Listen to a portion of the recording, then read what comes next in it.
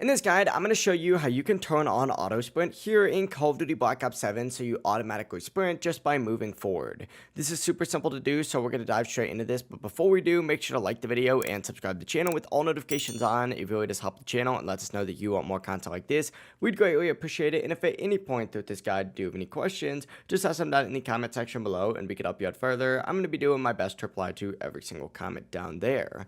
Now let's say you're playing Black Ops 7 and you want to sprint a lot more easily. Auto sprint essentially helps a ton in fast-paced situation because you're basically always sprinting without having to click anything. To do this, go ahead and open up your settings and go specifically into this controller tab right here. And from here, you're going to want to go ahead and navigate over to the movement tab, which is the third option up in the top. Now you're going to want to look for this option that says sprint assist. You're going to want to just enable this by selecting it and turning it specifically to tactical sprint assist. Go ahead and tick that on and then hit show more, and it's going to pull up all these other options. And just make sure the sprint assist delay is set to 0, and also turn on sprint assist sideways and sprint assist backwards.